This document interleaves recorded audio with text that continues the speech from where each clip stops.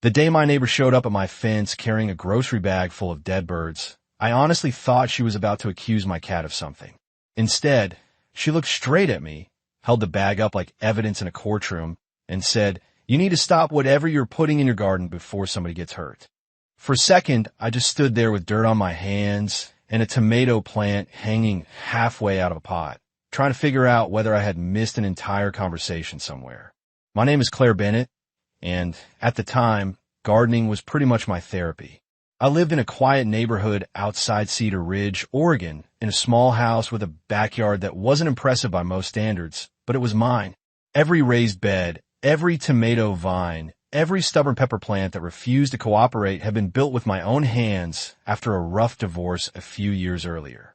So hearing someone accuse me of poisoning animals felt so ridiculous that I almost laughed. Almost. The problem was that my neighbor, Rachel Morgan, wasn't joking. Her face looked pale, exhausted, and genuinely scared. "6 this morning," she said. "That's 6 birds. Last Sunday it was 4. The week before that it was 3. They're all ending up along this fence." She pointed toward the narrow stretch of property separating our yards. "My kids found them again." That last part hit differently. Rachel had 2 young boys, 8 and 10 years old, and they practically lived outside during weekends. If they were finding dead animals every week, I understood why she was upset. I set my gardening gloves down and walked closer. "Rachel, I don't use poison. I don't even use chemical fertilizer." She stared at me for another second before her anger softened into confusion. "Then what is happening?" Honestly, I didn't know. But standing there looking into that bag, seeing those small lifeless birds piled together, I felt something twist in my stomach because there was something I hadn't told her. About 2 weeks earlier, I had found 3 dead sparrows near my vegetable beds. Then a few days later, I found another pair near the fence. At the time, I convinced myself they had flown into a window or gotten sick. Weird things happen in nature, right? But now, hearing Rachel describe the pattern, I realized I had been lying to myself because deep down I knew it wasn't normal. We spent the next 20 minutes walking the fence line together. The farther we went, the stranger things became. About halfway down the property line, the grass looked different. Small brown patches appeared every few feet, almost like someone had poured something directly onto the ground. I crouched down and touched one area. My fingers immediately picked up a sticky residue. Then I smelled it. Sharp. Chemical. The kind of smell that instantly tells your brain to stay away. I looked up at Rachel. "This isn't coming from my garden." She swallowed hard. "Then where is it coming from?" I wish I had an answer. The truth was, that moment was the first time I genuinely felt scared. Not annoyed. Not confused. Scared. Because chemicals don't magically appear in the exact same location week after week. Somebody had to be putting them there. Deliberately. Rachel crossed her arms and glanced toward the woods behind our properties. "You think somebody's doing this on purpose?" I followed her gaze. The tree line sat maybe 50 yards behind our yards, thick enough that you couldn't see much beyond the first row of trunks. During the day, it looked peaceful. At that moment, it looked like the perfect place for someone who didn't want to be seen. "I think somebody's doing something," I said quietly. "I just don't know why." Rachel didn't answer right away. Finally, she looked back toward her house. "My boys are afraid to play outside now." That bothered me more than I expected. Maybe because I remembered what it felt like growing up believing your backyard was supposed to be safe. Maybe because whoever was doing this clearly didn't care who got hurt. Before we separated, I suggested calling the police non-emergency line. Rachel agreed immediately. Less than an hour later, Officer Melissa Grant arrived. She listened carefully, collected soil samples, photographed the dead grass, and spent nearly 15 minutes examining the fence itself. Then she stopped suddenly. "Well," she said, "that's interesting." Rachel and I walked over. Officer Grant pointed toward a narrow gap between 2 fence boards. It was barely noticeable unless you were looking for it. The wood around the opening looked scraped and slightly discolored. "See this?" she asked. "Somebody's been forcing these boards apart repeatedly." My heartbeat sped up. "Meaning?" She looked directly at us. "Meaning somebody may not be entering your yards at all. They may be standing on the other side and reaching through." For a second, nobody spoke. Then a cold chill crawled up my spine because suddenly the whole situation felt different, more intentional, more personal. And as Officer Grant continued examining the fence, I couldn't shake the feeling that whoever was doing this wasn't targeting birds at all. The birds were simply getting in the way of something much darker. Officer Grant's comments stayed with me long after she left that afternoon. The birds were one thing. The chemical residue was another. But the idea that someone had been standing behind our properties, hidden in the darkness, returning over and over again to the exact same location without either of us noticing, that was the part one couldn't shake. That night, I barely slept. Every little sound outside made me glance toward the window. Around 2 a.m, I found myself standing in the kitchen, holding a mug of coffee I wasn't even drinking, staring into my backyard like somehow the darkness would explain itself if I looked hard enough. It didn't. The next few days passed quietly, at least on the surface. Officer Grant called to tell us preliminary testing confirmed pesticide contamination. Not the kind homeowners normally buy from garden centers either. This was commercial-grade stuff, significantly stronger than anything either Rachel or I would reasonably have access to. That should have made me feel better because it proved I wasn't responsible, but somehow it had the opposite effect. If anything, it made the situation feel more deliberate, more calculated. Rachel and I started talking almost daily after that. Before all this happened, we'd been friendly neighbors, the kind who waved while getting the mail or chatted for a few minutes while mowing lawns. Now we were practically running a joint investigation. Every morning, one of us checked the fence line. Every evening we'd text if we noticed anything unusual. Nothing happened for nearly a week, and slowly I started convincing myself maybe whoever had been doing it got scared off after seeing the police. Then Saturday arrived. Around 8 that morning my phone rang. Rachel. The moment I answered I knew something was wrong. Claire, she said, her voice shaking. There are more. I was in my backyard less than 2 minutes later. 3 birds this time. Same area. Same chemical smell. Same patches of dying grass. Whoever was responsible had returned less than a week after a police investigation.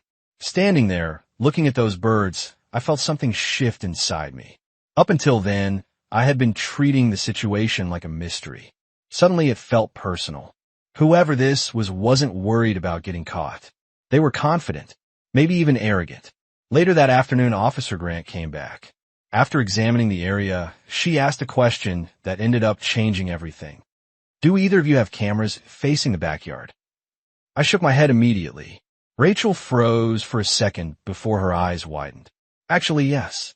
A month earlier, she'd installed a security camera after a package theft incident. The camera wasn't pointed directly at the fence, but part of the backyard tree line were visible. For the first time in days, I felt a spark of hope. We spent almost 3 hours inside Rachel's dining room reviewing footage. Most of it was exactly what you'd expect. Squirrels, neighborhood cats, wind blowing branches around. Then we reached Saturday night. At 11:43 p.m., movement appeared near the woods. Officer Grant leaned forward. Rachel stopped breathing. I wasn't doing much better. A figure emerged from the shadows. Not running, not sneaking, just walking calmly toward the back fence like someone following a familiar routine. The person stopped exactly where the contaminated area was located. Then they reached into a backpack, pulled something out, and bent toward the fence. Even before we zoomed in, I knew what we were watching. The spraying continued for nearly 3 minutes. 3 full minutes. Then the person stepped back and turned toward the camera. Rachel zoomed in. The room went silent. My stomach dropped so fast it felt like an elevator cable had snapped. Because I recognized him instantly. His name was Derek Collins. He lived 2 streets over. 42 years old. Divorced. Worked in commercial landscaping. Most people in the neighborhood liked him. I used to be one of them. About 8 months earlier, he'd started stopping by whenever I was outside gardening. At first it seemed harmless. Casual conversations. Compliments. Little jokes. Then the invitation started.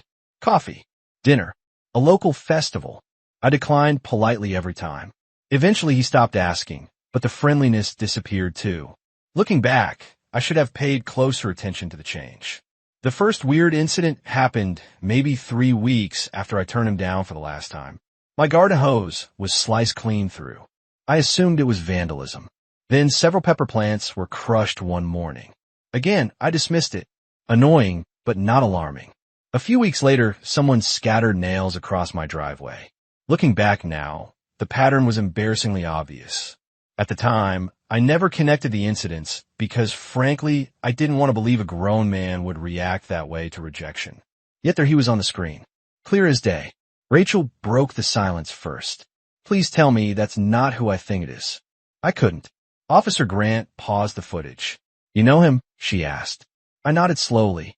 Unfortunately, the expression on her face changed immediately. Tell me everything. So I did. The invitations, the rejection, the attitude shift afterward. The small acts of vandalism I'd ignored. By the time I finished, Rachel looked horrified. Wait, she said. You're telling me this guy has been poisoning areas where my kids play because you wouldn't date him? Hearing it said out loud somehow made it sound even crazier. Yet the evidence was sitting right in front of us. Officer Grant requested additional patrol support that evening. Meanwhile, detectives secured a warrant. Things moved quickly after that. Faster than I expected. Around 9 that night, I received a call. Derek had been detained. Authorities searched his garage. What they found turned a disturbing situation into something far darker. There were multiple containers of industrial pesticide, spray equipment matching what appeared in the footage, chemical-stained gloves, detailed purchase records. But the worst discovery wasn't any of that. It was a notebook. Several notebooks, actually. Officers later described them as journals. Obsession logs. Pages and pages documenting my routines. The times I left for work. The weekends I stayed home. Notes about my garden projects. Notes about visitors. Notes about Rachel's family. Notes about neighborhood events. The detective assigned to the case told me one particular entry stood out. It was written roughly a month before the poisoning incidents began. She still acts like she's too good for me. Maybe she'll pay attention when her perfect garden starts dying. Another entry appeared weeks later. Not enough. Increased dosage. When Officer Grant read that line to me, I felt physically sick. Suddenly, every strange encounter from the previous year rearranged itself into a much uglier picture. This wasn't about hurt feelings. It wasn't about embarrassment. It wasn't even about revenge anymore. It was obsession. Derek wasn't trying to damage property. He was trying to control how I felt. Control what I noticed. Control how safe I felt in my own home. And somewhere along the way, he stopped caring who else got caught in the crossfire. The next morning, local news stations started calling. Neighbors started talking. People were shocked, not because of what happened, but because of who did it. Derek had spent years building an image as the friendly guy everyone trusted, the helpful neighbor, the dependable contractor, the man who always smiled at community events. Yet behind that image was someone secretly spending months escalating a private grudge. As investigators continued building the case, one question kept bothering me. If Rachel hadn't found those birds, if she hadn't confronted me that morning, how much further would he have gone? That question stayed with me for months because the truth is, nobody ever gave a clear answer. Investigators could explain what Derek had done. They could show the evidence. They could build a timeline. But nobody could fully explain where the line had been crossed inside his head. The moment disappointment turned into resentment, and resentment slowly transformed into obsession. The case moved through the court system faster than I expected, because once the evidence was presented, there wasn't much room for argument. The security footage alone was devastating. The chemical testing matched substances found in his garage. The journals connected everything together. And perhaps most damaging of all, several neighbors came forward with stories of their own. Nothing as serious as what happened to Rachel and me, but enough to establish a pattern. Angry outbursts, strange confrontations, boundary issues people had brushed aside for years because they seemed too small to report. Sitting in that courtroom was one of the strangest experiences of my life. Derek looked completely different from the man I remembered. Smaller somehow. Not physically, but emotionally. The confidence was gone. The charm was gone. The easy smile he always carried around the neighborhood had disappeared. For months he had occupied so much space in my mind that seeing him sitting quietly at the defense table felt almost surreal. like meeting the final villain in a movie and realizing he's just another flawed human being underneath all the damage he caused. When the prosecution presented excerpts from his journals, the room became very quiet. Rachel sat beside me. At one point, she reached over and squeezed my hand. One entry described how frustrated he felt when I ignored him. Another complained about seeing me spend time with friends. Another focused on my garden as if it represented something he needed to destroy. Reading those words out loud stripped away every excuse. This wasn't a misunderstanding. It wasn't heartbreak. It wasn't loneliness. It was entitlement wrapped inside obsession. Eventually, Derek accepted a plea agreement. He received a prison sentence, probation afterward, mandatory psychological treatment, restitution payments, and permanent restrictions preventing contact with both me and Rachel's family. When the judge delivered the sentence, I expected to feel victorious. Instead, I mostly felt tired. Relieved, yes. Grateful, absolutely. But victorious? Not really. Because by that point, I understood something I hadn't understood when the whole ordeal began. Justice doesn't rewind events. It doesn't bring back the dead birds. It doesn't erase months of anxiety. It doesn't return the feeling of safety the moment it's taken away.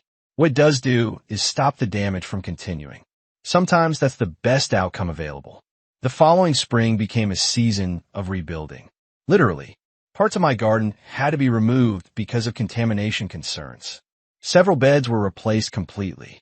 Rachel and I spent weekends replanting flowers, vegetables, and shrubs. Her boys helped too. The first time I saw them laughing in the backyard again, without fear, I nearly cried. Not because of the garden. Not because of the case. Because kids should never have to wonder whether their own yard is dangerous. We also did what modern homeowners apparently do after surviving a neighborhood nightmare. We installed cameras everywhere. Motion lights. Smart sensors. The works. At one point, Rachel joked that our properties looked more secure than a small bank. Honestly, she wasn't wrong. The funny thing is that something unexpectedly good came out of the entire experience. Before all this happened, Rachel and I were simply neighbors. Friendly, but casual. Afterward, we became genuine friends. We celebrated holidays together, helped each other with projects, checked on each other's homes during vacations. Sometimes adversity introduces people who otherwise would have remained strangers standing on opposite sides of the fence. One morning, nearly a year after Derek's arrest, I was watering tomatoes when a pair of sparrows landed near the garden bed. It sounds silly, but I stopped and watched them for several minutes. There was no chemical smell in the air, no patches of dying grass, no feeling that someone might be watching from the woods.